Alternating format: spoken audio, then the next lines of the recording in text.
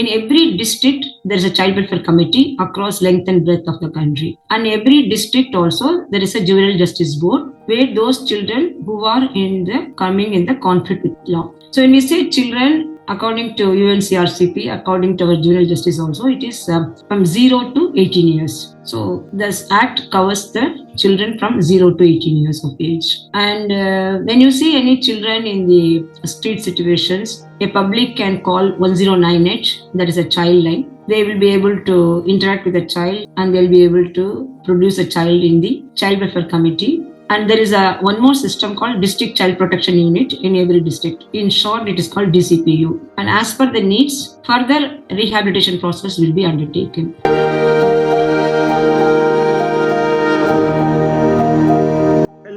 I'm Jitendra Singh, banker turned entrepreneur and author of the book Pep Hack Mastering the Art of Selling. I welcome you to read my story where I interview authors, speakers, coaches, celebrities, entrepreneurs, and more. Today I have with me Miss Vaidehi Subramani. She is a passionate social worker specializing in child rights, welfare, and disability with an experience of more than 30 plus years both in private and government sector. Worked as a senior positions in multiple organizations. Currently, she is the chairperson of a child welfare committee in South Delhi, Government of Delhi, and initiated member in many social committees as well. In her current role, leading the foster care and de-institutionalization initiative. During her tenure in JJP, facilitated CICs to be placed in community services for rehabilitation. Besides the above, also a teaching faculty in IGNOU on social work for the postgrads and empowering students by sharing insights and practical experiences in the field of social work. Today she will be discussing with us about her life journey. So let us hear from her. Welcome, ma'am. The platform is open and now over to you.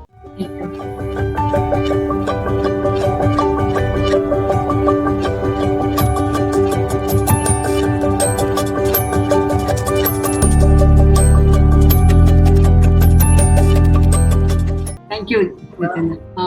I'm Vaidehi.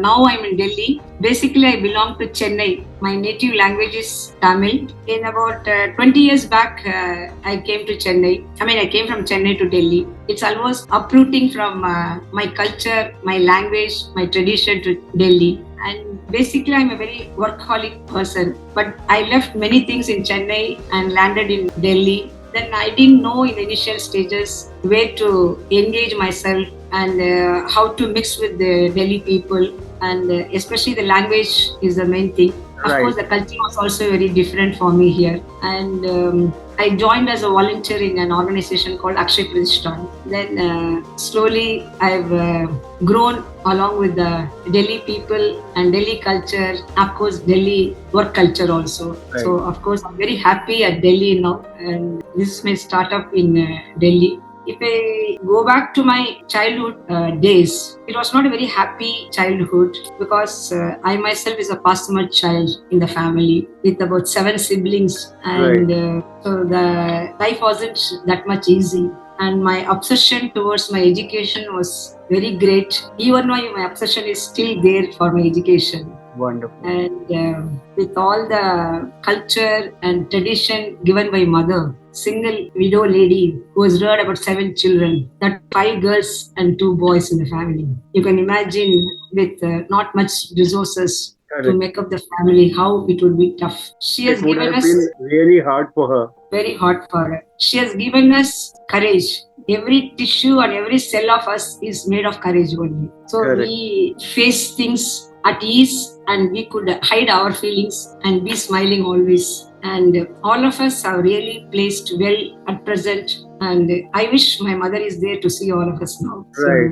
So this is my childhood days. Right. That's really very tough on your mother's part. She have done so hard efforts to raise all the children, and that too, number was also big. So, ma'am, if I talk about you, how did your past life has affected the person you wanted to be in your life and what you are? Yeah. So I always imagined to be of service giver. but the times were not suitable to give my service at free of cost or my time. So I have to run around, or I have to make my life a career oriented to meet the both the ends, and I have to sacrifice my education and take up my jobs at a very early age, like other my siblings have done also. Right. My elder sister was very supportive of us. She sacrificed her life to be with my mom and did all the work. So I wanted to enter in a social work field only. So I started my career as a social worker or assistant social worker in an organization called Indian Council for Child Welfare. Right. Way back 40 years back.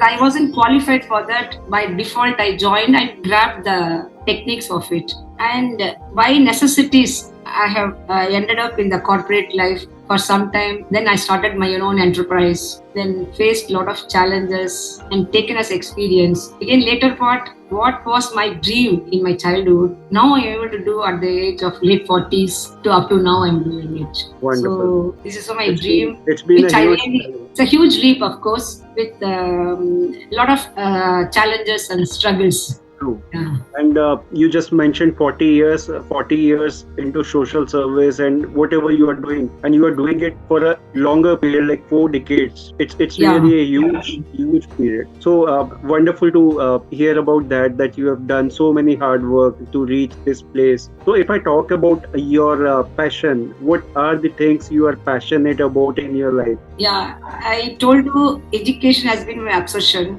That turned out to my passion also. I have studied a graduation at my initial years.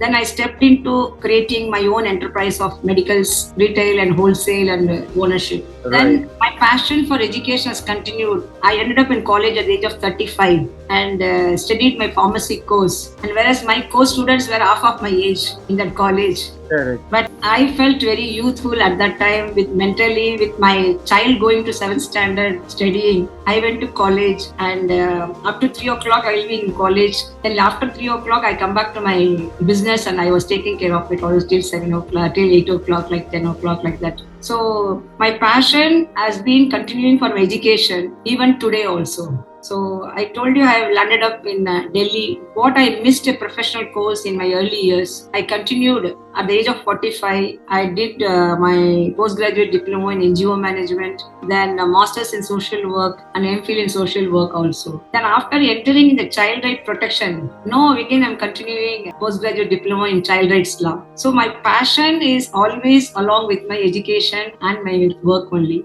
And lack of education at an appropriate age has never been a disturbance for me. I want to always work and upgrade myself professionally qualified so that I will be able to do a better service and I will be able to deliver better things to my profession where I am. So Really this is wonderful. so education has been always on my line. And for the past nearly 15, 17 years, I've been into my spiritual studies under the guidance of Swamiji. Then all online classes I attend, be it Bhagavad Gita and be it Upanishads, be it other texts. So that my material sciences and my spiritual sciences makes me a better person to do my work in a most better way.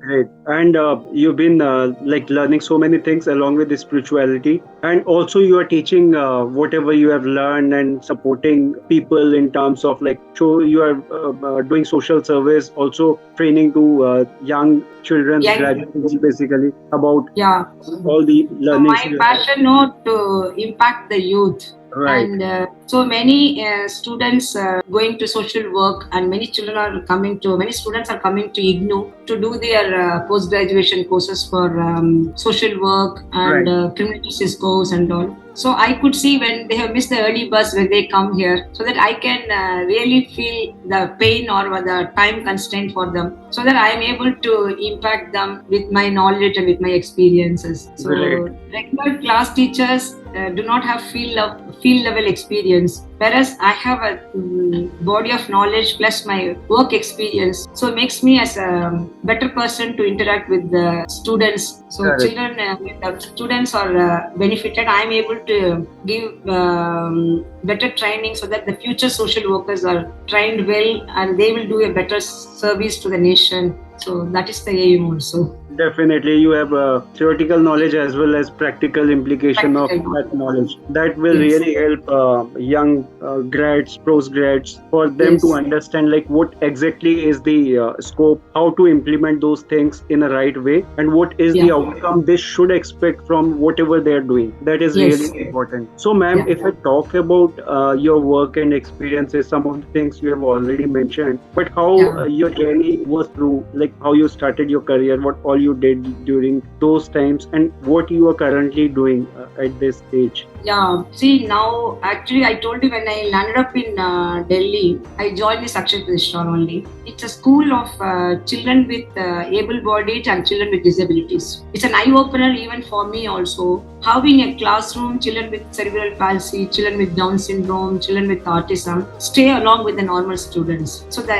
environment is quite disabled friendly. The curriculum is also very pace friendly. The cultural activities were together, and that gave me a lot of confidence to move in this field further also. So there, my programs, whatever I have done in the community level organizations, I brought in very innovative programs for the organization. And especially in a colony in near Basant Kunj, there is a Bengali community where there are more than 1,000 children are doing rack picking. Okay. So when we did the community survey, we felt these students should be in the school hours. It should be in the school, but unfortunately they are going for the rack picking. So I presented a very good proposal for the management. Then we brought those children to school and make them start scratch. And we never stopped their rack picking also because it is their livelihood. So Right. we conveniently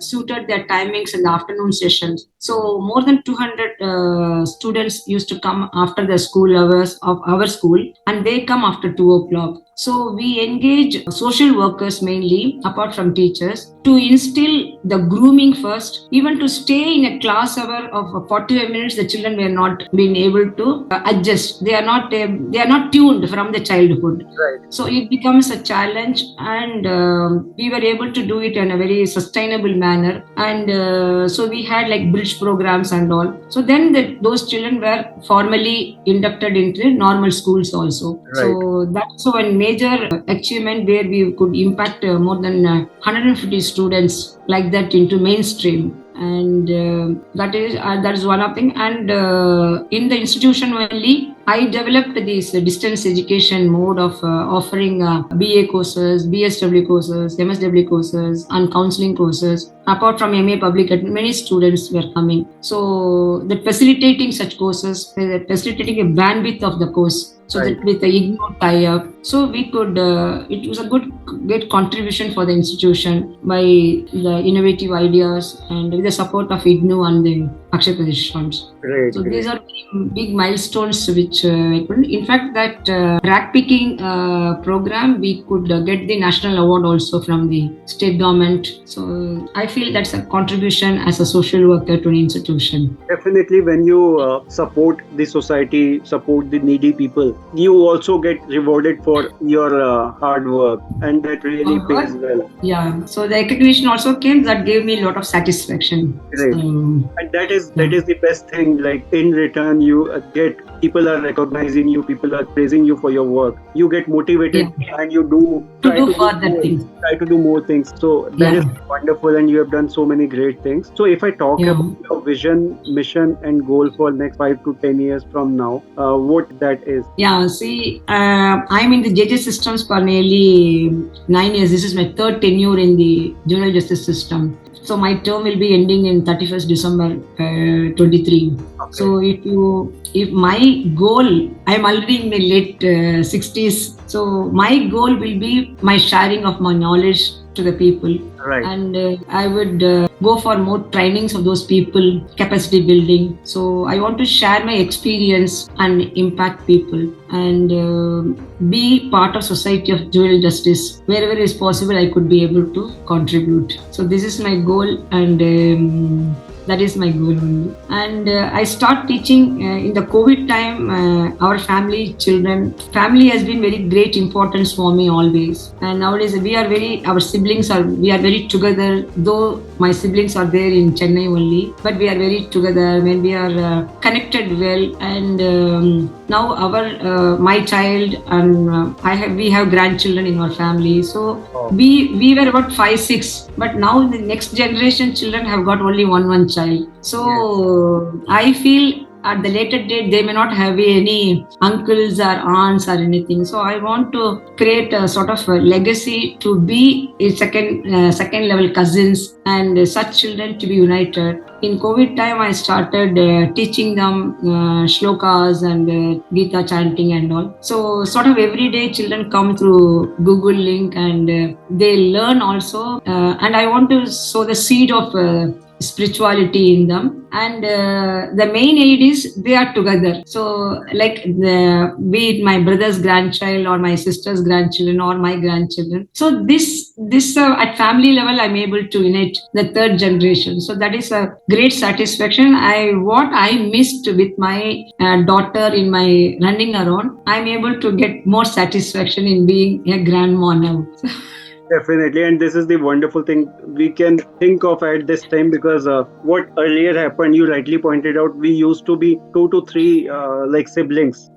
So family was complete, like 2 to 3 people are there, like kids are there, children are there growing together. So they have things to share, they have people to fight with, they have people to like safeguard them, support them, so motivate them. But these days, only one child in a family. So for that child, there is no support. There is no one to fight. There is no one to like share things with. And there's nothing to fall back also for them. That's what I feel. So like every month I call some important person in my home. I have people have impacted me, and I call them. They interact with them. So sort of it's a nice work that I feel at a family level I'm able to impact those grandchildren. Correct. It's a really satisfying thing for me. Correct. And for grandparents, this could be one thing, that they educate their grandchildren, like all the cousins, to stay together, to form a family, and to support each other. That could be the best thing these days possible. So wonderful thought, ma'am. Really appreciate. For the 3 months they have that WhatsApp group. They chant. One will dance, one will sing, one will play tennis. So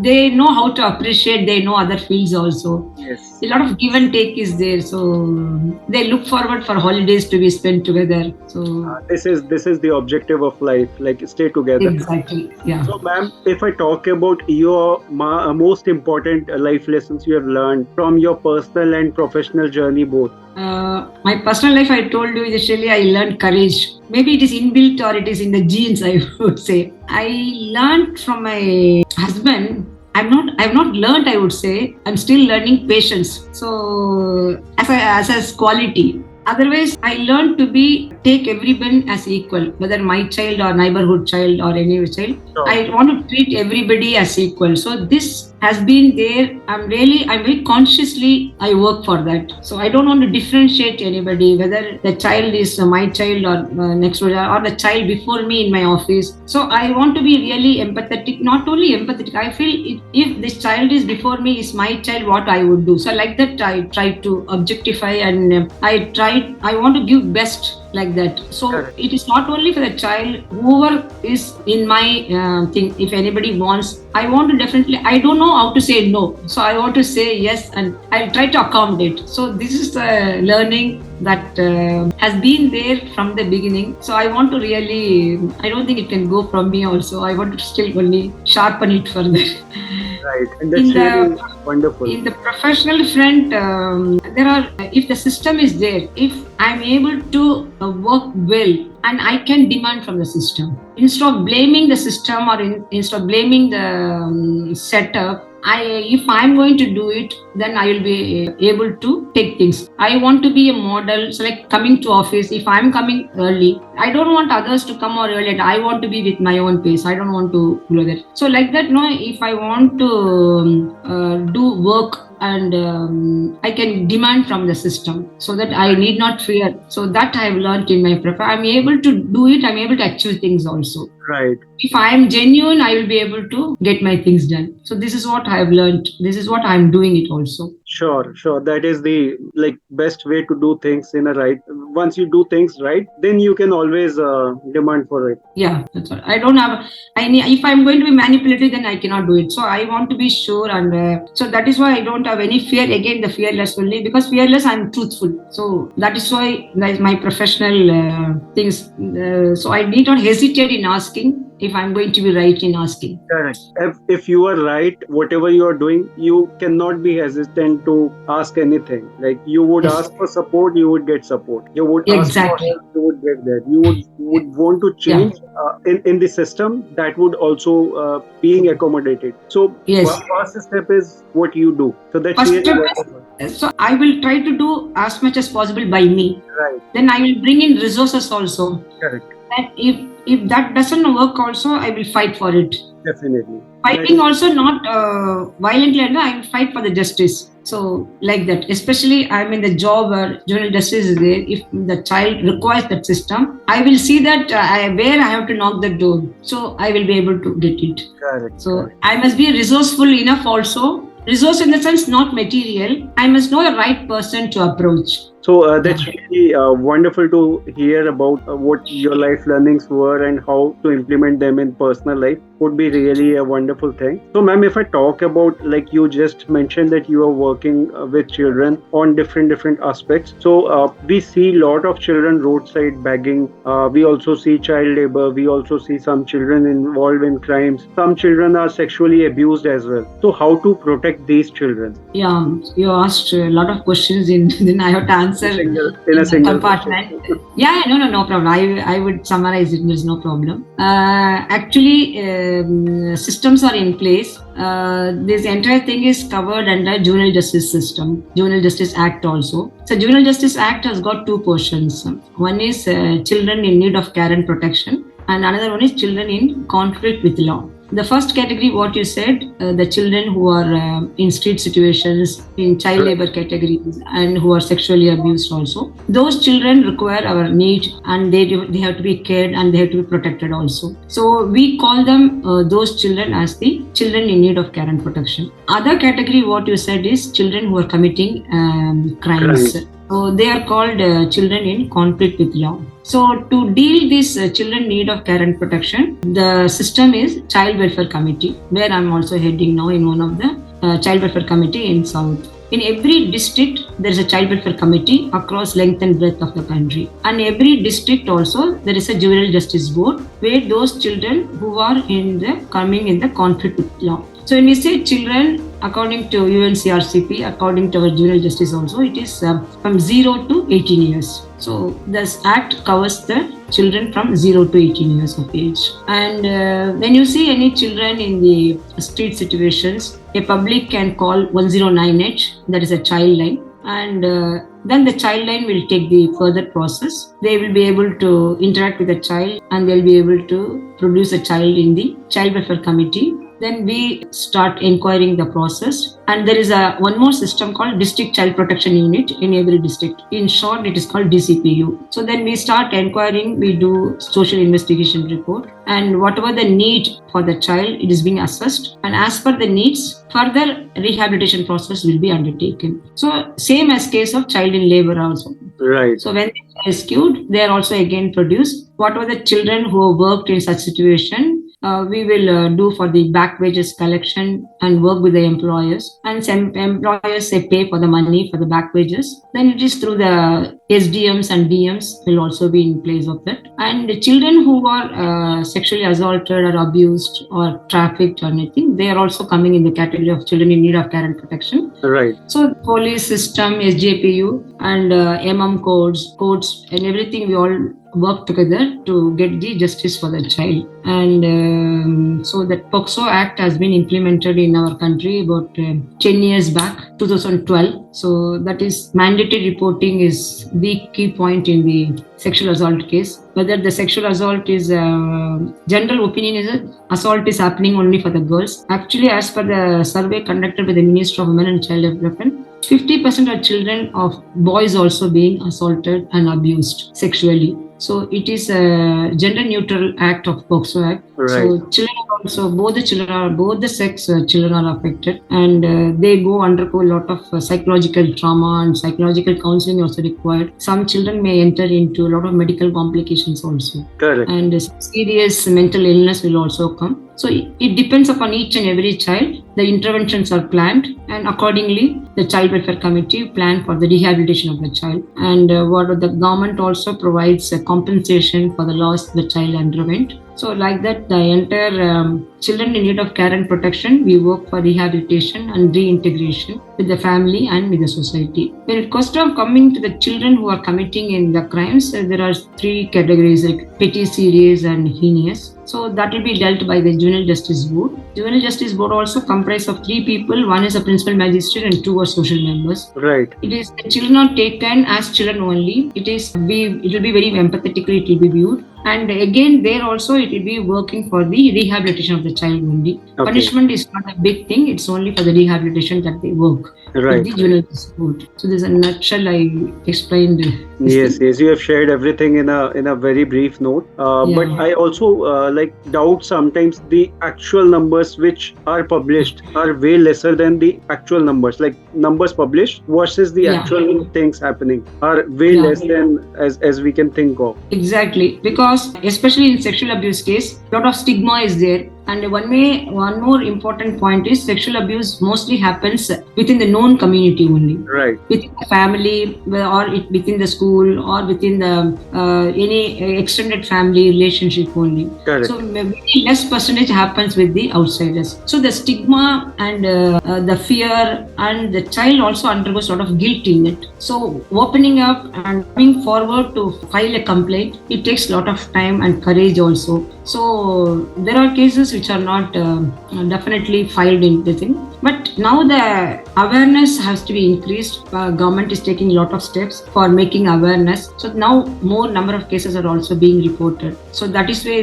it requires a lot of advocacy and awareness so that there should be a free space for the child to come and depose what is happening. It should be in a house, or it should be in a school, or in a one has to work for a safe environment for the child to be provided. So that is a judicial systems mandatory also. And also both parents working, so for them also, like some cases like we just spoke about, the people who are working or staying at like small areas. But if we talk about middle class and upper middle class also, where people are working, there also these kind of cases are arising in numbers, because both parents are working and nobody is there to look after the kids. Because the family is the ultimate thing for any child. The family should be very open to ask for the child, or the child should be enabled from the beginning to report or to share what is happening in the society, what's happening in the school, what is happening with the classmate. So as early as it is being reported, and early intervention is always good. Otherwise, the child will sometimes continue to be abused also. Then it becomes a big thing. So early intervention, early reporting is always good for any, be it disability area or be it in any other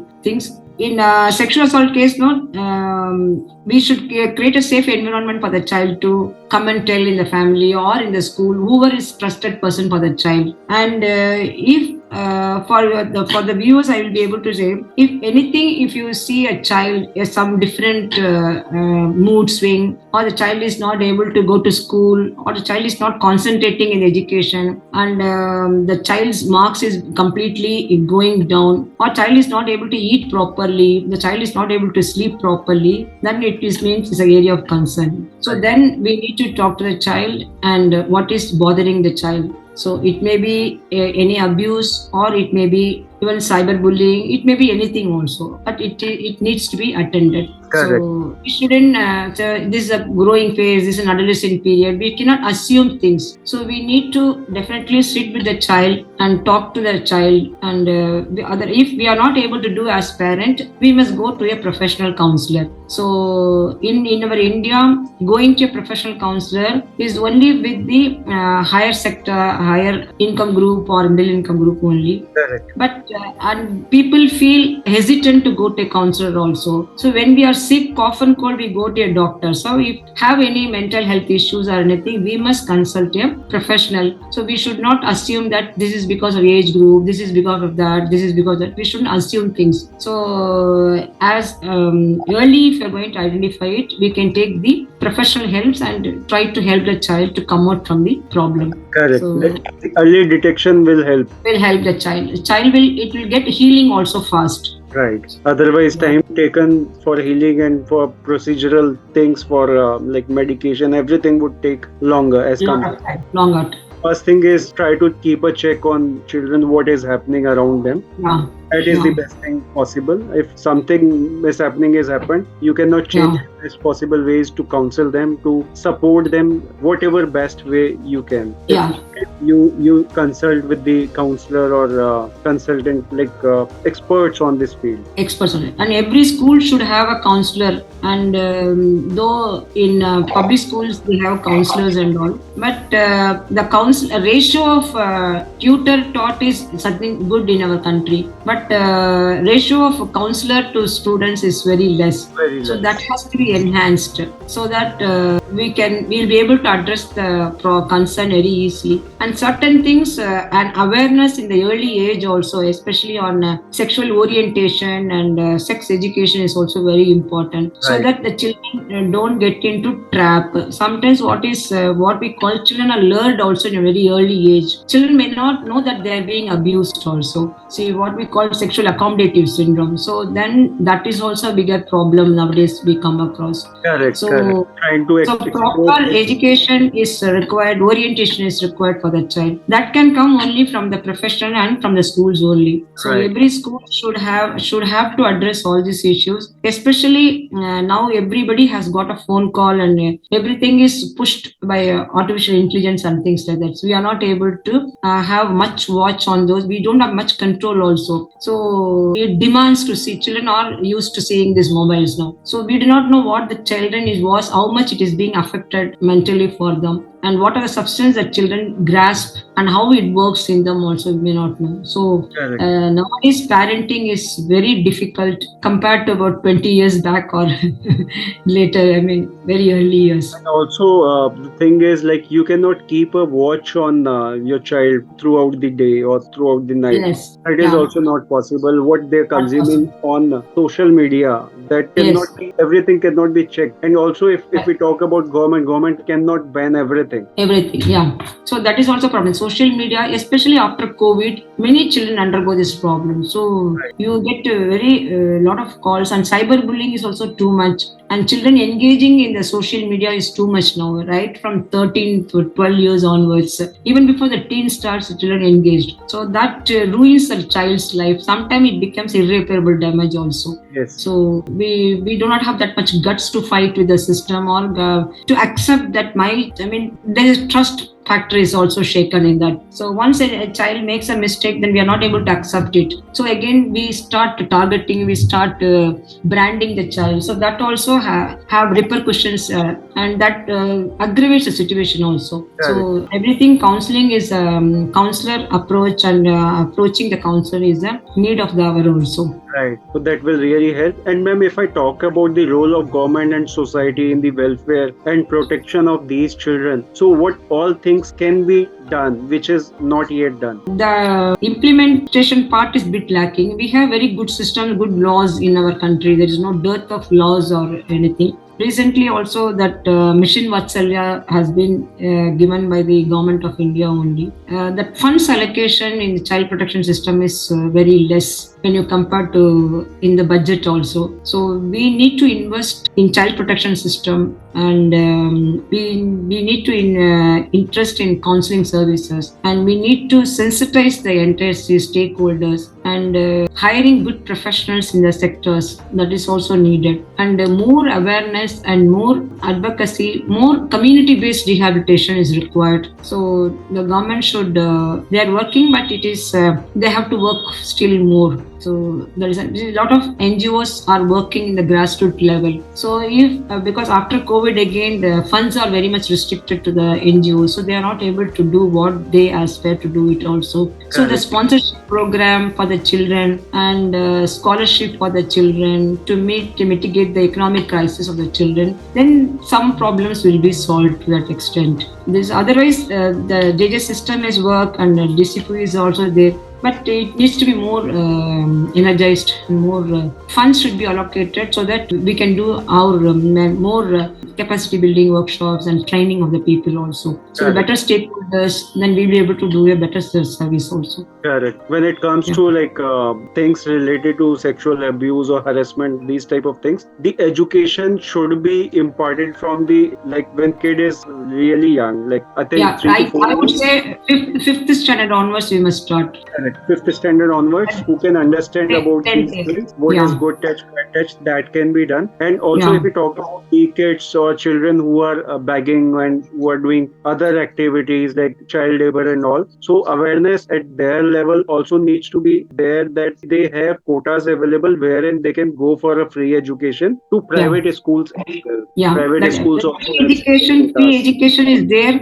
but sometimes lack of Aadhaar cards and lack of identifications, especially when you take Delhi. So a lot of migrated people are coming, so they don't have any identity cards. They stay in a flyover, they stay in traffic signals. So to creating such identification to get them enrolled in the school, that itself is a big Herculean task. So about 6-7 months back, or about 1 year back, the DCP, Delhi Commission for Child Right Protection, has initiated such project, and more children are now enrolled in the schools and enrolled in the government schemes like Lordly schemes and Suganya Sampriti schemes. There are many schemes available for the girl children and for other children also. So, and also we have to provide the livelihood of the parents, some alternate employment and things like that should also be given, so that a child is not a single, it's a part of the family. So unless we strengthen the family, the child will not be able to take it. So we must work on the capacity building of the children family also, so that the child will have a more secured place. So that needs a lot of investment from the government and social justice and everything. Right. Otherwise, like children would not be able to go to school, because if family is not able to afford their livelihood, then children have to forcefully work for earning something, maybe begging or picking up the things. Another menace in our society is drug abuse. So as early as children who are, especially in Delhi, we see many cases, children as early as 7 years also, they put it in some kerchief, they start sucking it, or they go in for cigarettes or alcohol, some other toxic substance. And as they grow, they go for the injectables also. So that has also to be minimized. That has to be also to be, we can't eradicate it. It should be gradually reduced, and those children should be provided de-addiction treatment and things like that. So that is also part of child protection system only. Great. So there are things available to people. The only thing is awareness is missing. So wherever possible, awareness needs to be created, and this awareness should go to kids, children, as well as their parents too. Exactly. Yeah. Right, ma'am. So, ma'am, coming back to you again, if I talk about you as a person, are you an introvert or an extrovert while meeting people, or like kind of facing large audiences? Though I understand you, but still asking you. I'm a very introvert. I'm an extrovert person only, and I become friendly very fast, and very open, very transparent person. So I'm an extrovert. What is the plus or minus of the same is when you go and meet people? Introvert, there is no plus or minus. I think extrovert, I don't have to think what I said to A and what I said to B if I'm going to be genuine. So I don't have to be carry in my mind. So that is my plus, and I don't see any minus in it. I mean, I don't care if anybody takes me another way also. Right. If you are genuine, then you This is need my not to nature. think of it. I But don't have to people, think. but This some is my extrovert, nature, so I can't change also. right? But there are some extrovert people who don't know what they are saying and what they are doing. So Yeah, there the problem arises. yeah, Right. On a lighter note. So yeah, yeah, moving on to the next one. Ma'am, if I talk yeah. about the kind of support you got in your journey, who were the people supported you the most? Yeah, initially my family. Then of course my husband. He has a huge role in me. But I've studied more after my marriage, and he has supported me in every step of my life. So when I started my business, also he has supported. I was doing well. Sometimes it didn't well, but there was no blame game or anything. And he said it's an experience whether you learned it. So giving freedom and freedom of expression, freedom of work, and things. And also he didn't stop me in supporting others also. He not only supported me, and suppose I mean I lost my brother and my sister-in-law also. So I thought I will take my brother's daughter, and so I mean it happened naturally. So we never discussed or do anything. So like such a big decision also I was able to take, or that's because he's there behind me for all my actions and everything. So he's my entire strength. Wonderful. That's really wonderful. Yeah, Great. he's biggest strength. So, ma'am, if I talk about motivation and inspiration in your life, how you get motivated or how you get inspired from? Yeah, see, I have about 3 friends to name. I have met more than 45 years. We are friends. Right. So one Mrs. Girija Kumar Babu, she's in Chennai. I have worked with her from my teens onwards. So we are now still friends. So she is my inspiration. I always look anything for any guidance or opinion and everything. So she is my ultimate inspiration. And one of my friend, Mrs. Usha, is also there. Another friend, Miss Janaki Raman. So these three have been my strength from the beginning till now also. So they are my real motivators. And of course, my husband is also a great encouraging person for me and motivator also. Stand by always. And my daughter is before marriage or anything, like we had only mother-daughter relationship. But after marriage and things like that, we discussed many things, and sort of I always feel a guilt that I was not doing my mother as a role, because I was running around for many things for my career and things like that. But she never took that as a deficiency or anything. So she appreciates me. So when she appreciates whatever you've done, I realize now. So that is a big compliment and encouragement for me also. That's really wonderful, ma'am. If I talk about your take on success, what do you think about success? I don't think anything is success, in my opinion. I take as the life comes. I don't take I have achieved something, and I don't think anything is success. Even passing an exam or anything also, it's one thing that I have crossed it. That's all. I don't take it as a success. So, like you take it as a journey. It's a journey. That's all. Right, great. So, ma'am, we are moving on to the last one. Any message, advice you would like to share with our viewers and listeners? Yeah, I think helping somebody always is my goal in my life. Whether we give even not my money or resources or anything, if we're going to sit by the patient for 10 minutes, that is also kind of helping only. So everybody can help, and everybody also requires help. So if you are able to match, and what is the strength of me if I'm going to use for another person when a person is in crisis or anything, so that should be done. So we shouldn't hesitate in helping. Suppose some road accident happens, if I'm going to call or if I'm going to call police, I shouldn't hesitate. So whether I will be entangled in this, I will be called for the court or anything. So the instinct should be to help. So wherever it is possible, everybody should help. So that is what my mantra of life. So Right. I want to give that only as my to your viewers also. Correct, because we always need somebody's help, and we should always help somebody who is in need. Yes, That is that's how the balance of life happens. yes. We shouldn't Really, regret. Yeah, yeah, yes, yes, really important for everybody to get help and yeah. to help others. So, Yes, I must say, whatever discussion we had today was really wonderful. Amazing insights you have shared about the work you have done, the work you are doing, and also the thing related to child like labor, maybe like begging is one of the thing which we see daily, but we can't work on it, we can't do anything about it. So there are ways we can help these children as well by providing them exactly, education, supporting their education. Maybe we cannot do it directly, but indirectly of course we can do. exactly. And that's way we can help children who are facing any other kind of abuse or problem in their life. So we should also find ways to support them. If we can do it personally, then definitely we should do it. Otherwise we can find somebody who is an expert, who can counsel them, who can guide them, who can teach them and support them to come out of the problem area they are having. So there are Yes, available. We should know it, we should understand it, and also we should create awareness about these things as well. People who don't know it, for them it would be really important. So yeah. thank you so very much, ma'am. It was wonderful having you here. Looking forward to hear more from you again soon, maybe on same topic or maybe on different topics. As you are Okay. practicing spirituality also, sometimes we can talk about that as well. Sure, sure. Thank you so much. It's nice talking to you, really. Same Yeah. here, ma'am. It was You brought wonderful. my memories back, in fact. I was in the down the memory lane, of course.